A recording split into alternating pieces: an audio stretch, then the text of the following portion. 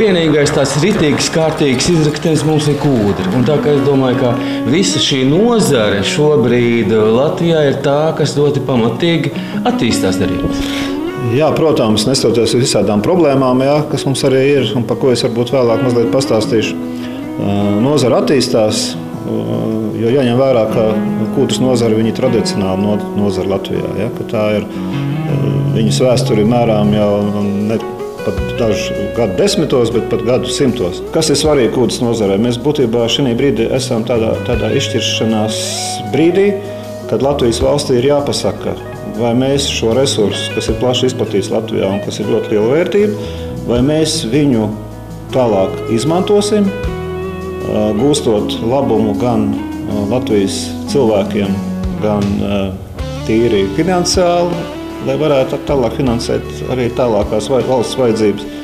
Mēs izjūtām diezgan lielu apdraudējumu šodien, jo ir ārkārtīgi daudz ierobežojumu tieši attīstībā, tieši platības ziņā, jo ārkārtīgi daudz platība ir liegumos, un valstī šodien ir jāizšķirās, ko tad mēs darām tālāk.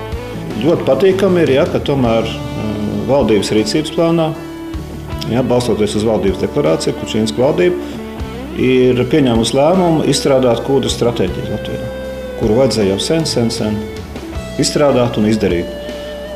Otrs ļoti būtisks moments ir tas, ka mums ir ārkārtīgi liela kūdras resursi, kas būtu noderīgi tieši enerģētikai.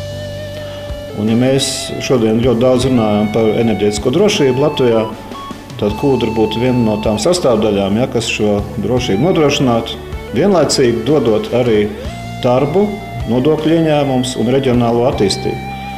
Jo būtībā tas ir ļoti, kā saka, nepatīkami, ka Latgales reģions, kas ir visbagātīgākais ar kūdras resursiem, ka viņš ir arī visdepresīvākais, tur ir augstākais bezdarba līmenis Latvijā, nestoties to, ka šis resurs šeit ir.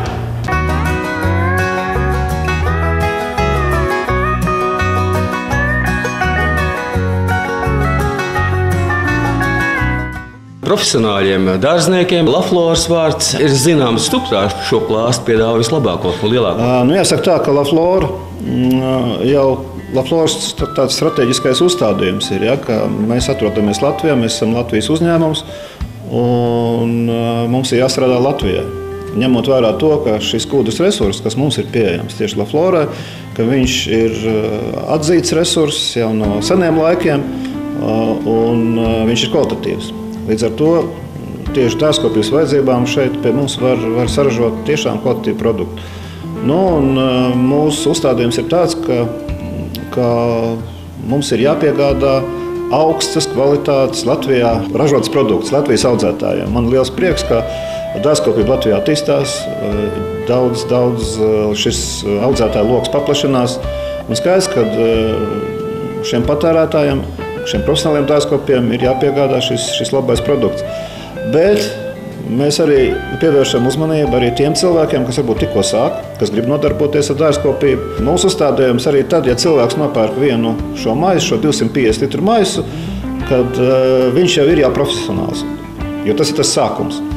Un tāpēc mēs ļoti pievēršam lielu uzmanību tieši izglītošanai, lai tiktu izvēlēts tieši piemērotais substrāts, lai mēs arī dotu tādus padomus, ja, kā ar šo substrātu apieties. Ļoti iesaku apskatīties mūsu mājaslapu www.laflora.lv, kur mēs cenšamies dot maksimāli plašu informāciju arī tiem cilvēkiem, kas tikko sāk.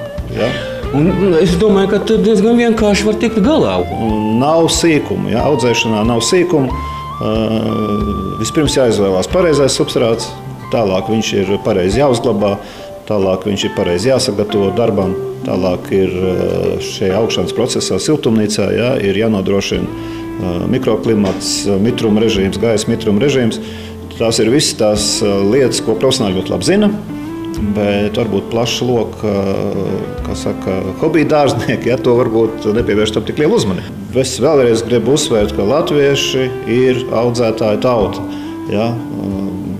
Var jau tā smīnēt, ja, par šiem pašām puķa audzētājiem, ja, kas tur tas sākotnējais kapitāls radās, Bet tam ir tomēr liels pamats, jo es atceros, ka arī no Kaigpura savā laikā rožu audzētāji brauca un pirka kūdu šeit. Un bez tā visa šī attīstība ir gandrīz katrā mazpilsētā un par lielajiem nerunājot.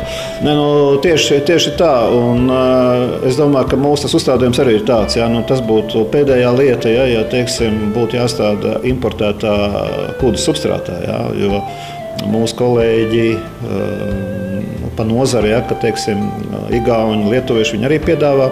Mēs varam konkurēt ar nācijas godu un cieņas apziņu, kad mums ir jāstrādā savai valstī un saviem cilvēkiem. Stādi parādēs, ja mēs redzam, ka mūsu tie kaimiņi, viņi izvēlās mūsu šos stādus, kas jau ir audzēti šeit. Tas jau arī ir. Jā, tas ir rādītājs, tiešām tas ir rādītājs, jo teiksim, Latvijā ir tomēr šī audzēšanas kultūra, šī piemērotība mūsu klimatiskiem apstākļiem. Tas ir ļoti būtiski. Ja? Pavasaris tas vienmēr ir tas interesantākais laiks, kad cilvēkam ir vienmēr kaut kas jāiestāda. Tas ir tīri jau filozofiski, ka sākās jauna. Tā dārza fiskultūra, ja? Jā, un tas ir tiešām brīvā laika pavadīšanas labs veids.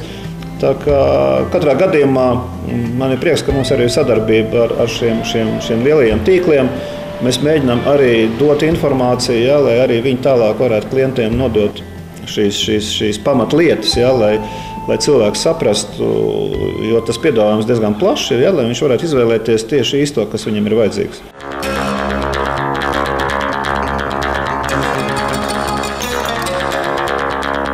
Dekoratīvie stādi, stāda audzētavās, bet ir arī meža stādi. Tās vajadzības ir katru gadu, un eksportam vēl jau vairāk. Es teikšu tā, ka, protams, tie ir Latvijas valsts meži, kas patiešām nopietni un ļoti augstā modernā līmenī ražo šos meža stādus. Un arī eksportē viņus, ka tur viņiem arī ir nepieciešams augsts kvalitatīvais substrāts. Man ir liels prieks, ka mēs esam spējuši piedāvāt arī labākos finansiālos nosacījumus, bet arī jāņem vērā ir tas, ka sabiedrība redz tikai to, kad koku nocērt, bet kaut kā sabiedrība neredz to, ka arī tiek audzēti šie meži, tiek stādīti meži. Un es domāju, ka Latvijas valsts meži ir tiešām tā kā saka, valsts sabiedrība, komerc sabiedrība, kas tiešām ievēro šo visu spektru, sākot no šīm sēklām, līdz pat stādām un izaudzēšanai. Tā kā es domāju, mūsu nākotne tomēr ir droša, kas attiecās uz mežu, uz koku materiālu ražošanu. Tā kā tiešām patīkam strādāt ar tādu sadarbības partneri arī. Ja mēs runājam par kūdru, kā dabīgu produktu, kā būtībā derīgo izrakteni, kas ir veidojies vairāk tūkstošu gadu laikā, ir tāda doma, ka tas ir šis izraktenis vienkārši mēs izrokam un mums šie kūdas purviet mazumā. Es gribētu piezīmēt, ka tā tas nebūtu nav, jo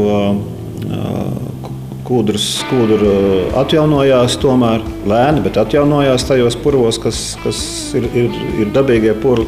Jo es vienmēr gribu uzsvērt to, ka mēs jau strādājam tikai 3% no purvu. No tās purvu platības tikai 3% notiek ieguve. Un vēl ļoti liela tēma ir, kur ir šie pamestie purvi, kur noteikti būtu jāizstrādā. Tas ir šis, ko es pieminēju jau sākumā, šis stratēģijas jautājums, ka tas ir jāapzina un jāizvēlās šīs platības, lai dotu maksimālu efektu. Bet, kas attiecās uz šo pievienoto vērtību, protams, kūdas substrāts tas ir jau kūdra ar pievienotu vērtību. Bet ir vēl kaut kādi aspekti, kur šī pievienotā vērtība var būt vēl lielāka. Un viens no šādiem kūdas pielietojumiem varētu būt kūdas izmantošana dizainā, mākslā, pat celtniecībā, mēbelēs pat. Tā kā, vēl tikai tas ir sākums. Tas ir sākums, un man ir liels prieks, ka arī šī virzienā kaut kas notiek, jo caur šo dizainu, šo mākslu, mēs stāstām par to resursu, kas mums Latvijā ir, ar ko mēs esam bagāti. Un mēs rādām, ka tas ir tāds kā Latvijas zīmols jau, jo koks, kūdra, tie ir tie divi lielie resursi, kas Latvijā ir. un ar ko mēs varam būt arī interesanti pārējai pasaulē. Mazliet savādāk varbūt. Un beigās izrādās, ja, ka kūdra, viņa pat apvieno gan koka īpašības, gan akmens īpašības. Jo šīs kūdras faktūra, ja, kā viņa ir veidojusies, kā viņa ir augusi, viņa attaino to mūsu vēsturi, ja, kas tais pēdējos 4, 5, 6, 7 tūkstošos gadu ir bijis. Un tas ir tikpat kā kokam, ja, ir šis gadskārts. Arī kā gleznā, tu skaties, tur ir vatras, to visu ko. Ja tu gribi meditēt, tad tu vari sēdēt ar pusstundu. Tieši tā, un vēl, ko es jau arī pieminēju, ja, ka kokam var, ja tu nozāģē, ja, šo koku, tu redzi šīs gadskārts, kā viņš ir audzis. Tāpat arī kūdrē šīs gadskārts var redzēt. Kūdrē ir šie vairāk tūkstoši gadu. Tā ir tāda zināma enerģija, ja, kas arī nāk arī no šī kūdras slāņa.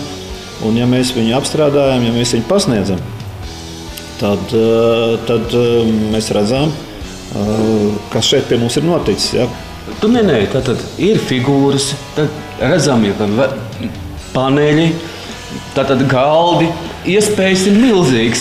Tu pat teici, ka ir jau tāds intīmāks telpas jau ir būvēts. Es domāju, ja par meditāciju mēs runājam, masāžu telpas, tad tā būtu īstā reize. Jā, starp citu, ja teiksim tā, ja mēs papētām tīri vēsturiski, ja, viens virziens ir šī kurināšana un enerģētiskā puse, ja, siltumam, un otra puse bija pakaišiem, ja, fermās, jo tā bija tīrība, tas tika nodrošināts higienas prasības. Vēl viens pielietojums, ja tā ir šī balneoloģija, ja, ka šī kūdra tiek izmantot arī kosmētikā, tiek dažādas ziedas ražotas, ja, jo viņa ir tāda interesanta īpašība, ja viņa ārstē, ja, pat, ja, teiksim, brūcēm, teiksim, ir tā, ka kara laikā, ja trūka apseja, tad varēja droši likt kūdru virsū uz šīm brūcēm, jo tas nodrošināja sterilitāti un tas, ka dažādas baktērijas neiekļuva. Ja. Es uzskatu, tas mūsu izējuma materiāls ir tik kvalitatīvs. Šie dārzeņi, kas ir ražoti uz kūdras substrāta bāzes, viņi labi aug un tai pašā laikā dod labu ražu, bet viņi ir arī veselīgi. Es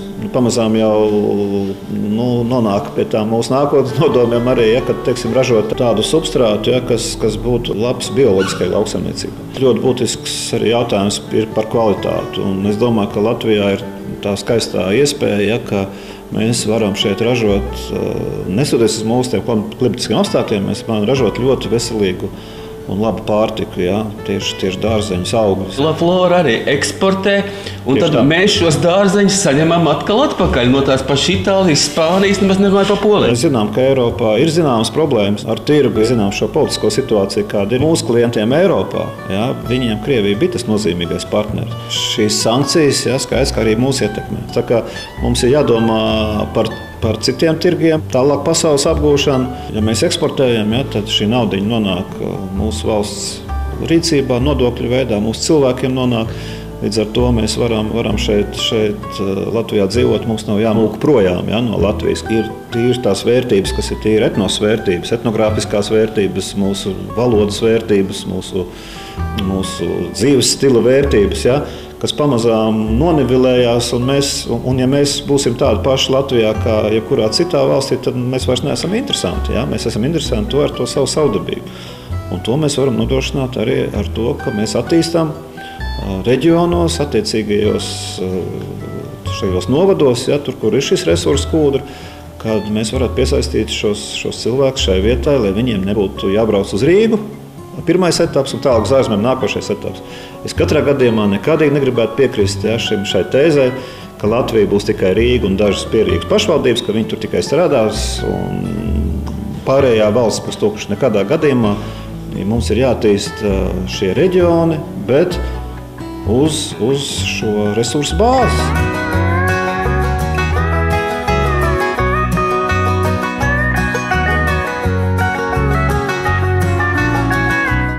Kas notiek tad, kad mēs jau savācam to pirmo ražu? Jūs pieminējāt to, kas notiek pēc tam. Tas ir ļoti interesants jautājums. To parasti jautā noteikti bērni. Vienā brīdī šī kūdras iegūle tiek pabeigta, ja šis slānis ir noņemts. Un ko tad mēs darām tālāk purvā? Un šie ceļi ir daudz un dažādi.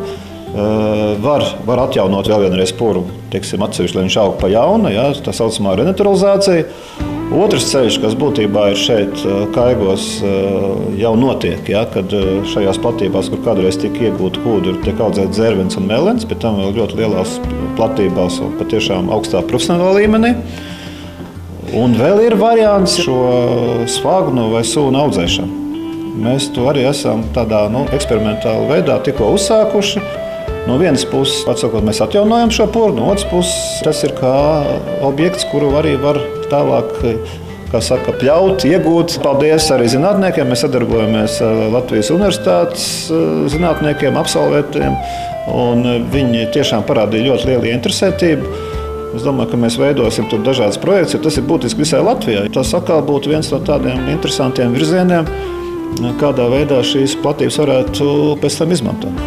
Mūsu lielie zinātnieki, kā saka, viņi ir izdomājuši, ka vajadzētu pamēģināt audzēt sūnas, kas ir arī ekoloģisks pirmkārt materiāls, otrkārt, kā jau arī puķēm, siltināšanai, dekorācijai un kā saka, arī mūsu mākslē nodara viņas. Nu, lūk, un pareizā esot tā, kas ir tāda ar tādiem... Brūnganāka? Sarkanīgāka. Sarkanīgāka, tā esot tā pareizā. Tā kā šeit ir dažādas pieci varianti šeit arī. Jā, bet 5 gadi, 5 varianti. Jā, un viņi ir izvēlējušies vienu no tām sūnām, kuru ir izpētījuši visos standartos, kādiem jābūt. Nu, un šī sunai tā kā vajadzētu 5 gadu laikā viņai parādīt savu rezultātu. Aiz ko šī mašīna man ir visdārgākā? Pagājušo sezonu mēs visu ar viņu vācām un šogad. Un tas visvērtīgākā viņa ir tam, redziet, kādi gabaliņi man ir sakrituši.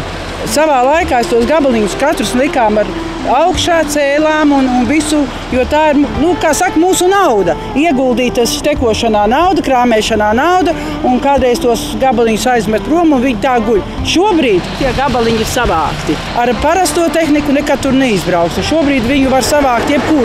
Kur mēs krāmējam gabalku, mēs viņu varam iesūtīt iekšā, un viņš viņu mums savāks visas paliekas. Dzirdēju, ka viņš ir Latvijā gatavots, ja? Jā, viņš ir Latvijā gatavots.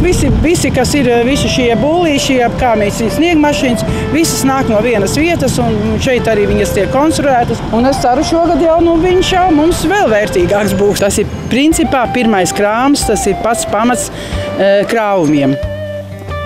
Pēc šteka nāk šāds krāvums. Tā ierīce ir šteks, ja? Jā, tā ir noštekota gabalkūdre, izņemta smuki ārā, ir redzēta.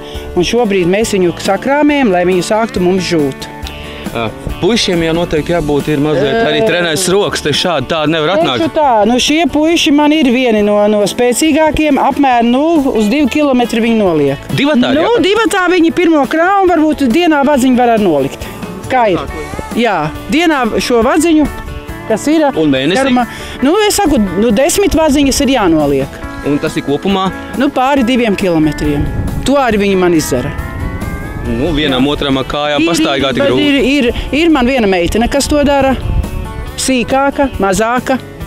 Tā kā izdarīt var, jābūt ir iekšējam krampim, kā es saku, jābūt tādam riktīgam iekšējam krampim. Bet tā iekšējā sajūta arī tā domāšana pirmkārt jābūt, ka tu to gribi darīt. Tieši tā arī, jā. Tāpēc esmu ļoti priecīga, ka man vasarā atnāk jaunieši. Ir ar vienu nāk tādi, kas tiešām grib nopelnīt, jo šis krāms ir 0,42 centimetrā. Rēķiniet vagai, ja ir 200 metri, tas ir 80 studentiem, skolniekiem, tas ir tāds bonus. Es domāju, studentiem jau pirmā lieta, kad jābūt šeit un svaigā gaisā. Jā, to arī nāk, un man jau skolnieki zvana un nāk, un ir pieraduši. Man jau ir tādi patstāvīgie, sēž jau valdībā. Pēc tādi jau arī var atļauties sēdēt jau varu pateikt, jā, tā kā ir savu rūdījumu dabūjuši un nīkuļiem te nav ko darīt. Kā es saku studentiem, uz treneržieru zāli nav jāiet, ir solārijas uz vietas, mums ir viss un galvenais ir sava griba nopelnīt to naudiņu līdz galam. Saulēcīgi jāpiesākās.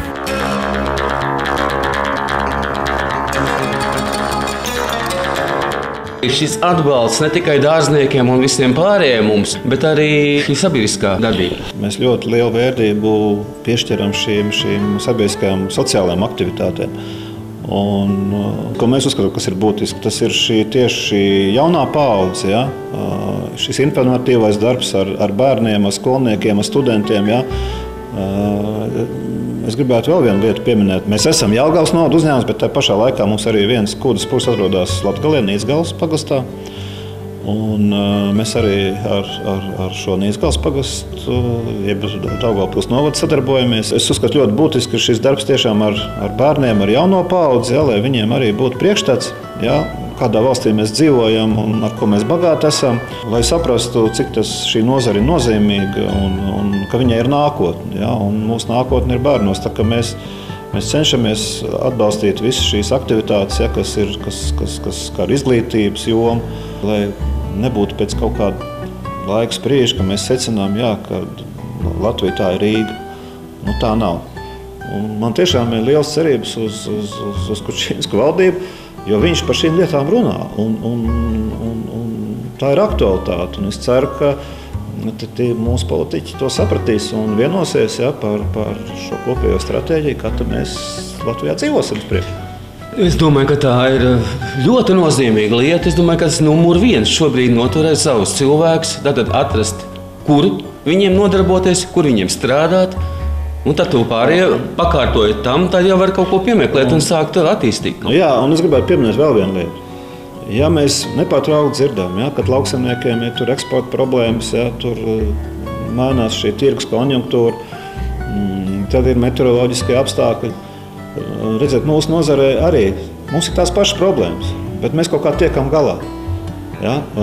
Bet tā ir pieredze arī. Tā ir pieredze, tā ir izpratne, un es tiešām tomēr gribētu uzsvērt arī šīs ārvalstu investīcijas. Šie ārvalstu investori, viņi ir ienākuši, ja? Viņi mums devuši šo izpratni, ja? par to, kas ir vajadzīgs, kādā veidā ir jāstrādā, kādas šīs tehnoloģijas ir. Un tas būtu ļoti bēdīgi, ja šie ārvalstu investori vienā brīdī pateiks, ziniet, šeit Latvijā tas klimats ir tāds, ka mēs šeit vairs nevaram. Mēs to rūpnīcu pārceļam uz kaut kādu citu valsti, ja, kur šis klimats ir pateicīgāks, ja, viņiem. Ja. Tā kā es domāju, arī par to ir jādomā, ja, jo būsim atklāti, ja, šī nozare, viņa nav vienkārši nozare. Viņa ir pietiekami finansiāli ietilpīga, kapitāli ietilpīga. Viņa ir atkarīga no daudziem faktoriem, sevišķi no meteoroloģiskiem faktoriem. Viņa ir problemātiska ar to, ka šis arī mēs nodarbinām daudz cilvēkus un vajadzīgs ir daudz darba rokas. No vienas puses ļoti skaisti nodokļi, bet tā pašā laikā mums vajag šo cilvēku resursu. Un ja šis cilvēku resursu nav, tad mēs būsim pirmie, ja, kas mēģinās meklēt šo cilvēku resursu kaut kur citur. Ja. Es jau smējos, ja, ka, teiksim, lai bēgļi nāk pie mums. Ja. Kaut kādu vietu jau atradīsim viņiem.